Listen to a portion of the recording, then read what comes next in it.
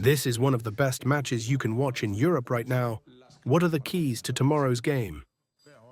Now it seems like a classic because we have been playing and competing against each other for many years, and I think it is going to be the match, a fun match, evenly matched like before. It's very hard to predict what will happen in this match because it will depend a lot on the attitude, the quality, the confidence, the personality of each team. I'd like you to analyze Vinicius's season. Well, I think Vinicius' season so far has been very good. We have to take into account that he has suffered injuries twice this season, and that has not allowed him to have continuity. If I'm not mistaken, he has scored 17 goals and provided many assists, and he has been crucial in many matches this season. All of this despite not having consistency due to the injuries he has suffered. This match is now considered a classic. Do you think the current form of each team plays a role in games like this? The form of each team is not so indicative because I believe that everyone has their personal opinion about it. I still think that Manchester City is one of the best teams in Europe. I still think that Manchester City has the best coach at the moment in Europe, and the same it is in this competition. So I still think it's the toughest match we can have. Tomorrow you become a legend by reaching 72 matches managed in Europe for Real Madrid. Are you prepared, if you don't advance in this round, to receive all the criticism? Yes, of course I am. There is no doubt that I'm prepared, especially considering the history I have behind me, which covers me very well. Every time I face a knockout round, there is always a risk that things won't go well.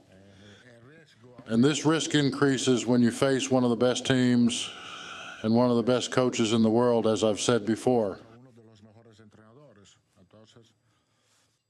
You are two managers with great careers. What quality does Guardiola have that you would like to have?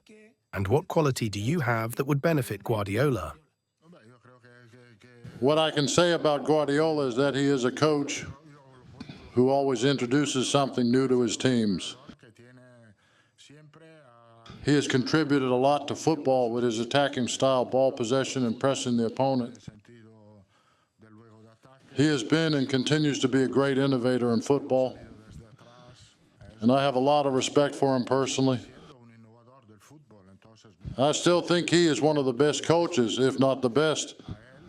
And every time we have faced each other, preparing for matches against him has been a nightmare. Do you not think that since Vinicius didn't win the Ballon d'Or, he has been a bit more anxious to prove his worth? No, I don't see him as anxious. I see that he is doing well, even knowing that he is not yet at 100%, but I think he is close to reaching his best level. In the second half of the match against Atletico, it was Vinicius who made the difference. He was a nightmare on the left wing and created many problems for the opposing team.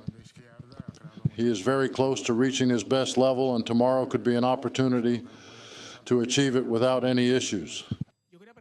In recent weeks, the team has suffered many injuries in defense. Why don't you talk about Jesus Vallejo? What is happening with Jesus Vallejo? There is absolutely nothing wrong with Jesus Vallejo. He continues to train with the team. But the problem is that his contract is about to expire. And for this reason, we prefer to give opportunities to the younger players. In the documentary about the last Champions League final, we saw how you speak to your players. Do you think you are tough and intense in the way you deal with them?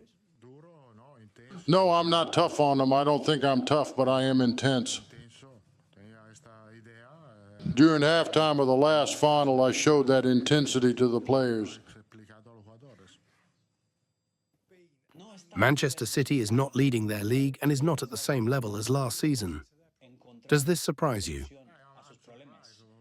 Yes, this surprises me, of course. And I know it was difficult for them to get through the league phase of the tournament due to many difficulties caused by injuries, and they dropped points. But I've seen in the last 3 matches that they are a very strong and competitive team, as they always have been. I have no doubt that Manchester City is still strong. A few months ago, Real Madrid decided to boycott the Ballon d'Or event to support Vinicius Jr. Do you still believe it was not a mistake to skip the gala? I don't think it was a wrong decision on our part. We didn't want to participate because we thought Vinicius deserved the Ballon d'Or, but this does not mean that we don't respect Rodri, who won the award. We respect him because he is a fantastic player. I should say that we thought, and I also believed, that Rodri deserved the Ballon d'Or the previous year. Recent history has shown that when Real Madrid eliminates City in the Champions League, they go on to win the title. Is this a motivation or a headache? No, it is always a headache, but the reality is this: the year that City advanced, they won the Champions League. The year we advanced, we won the Champions League. I think, as I said, I am convinced that the team that advances from this round will go far in this competition. That's why it's a bit surprising that this match is in a playoff. If we play this playoff, us and City, it's not UEFA's fault, it's our own fault. But it's a bit surprising that we have to play this match at this level, which could be, as it has been in past years, a semifinal or a quarterfinal at this point in the season. But I repeat, it's only our own fault.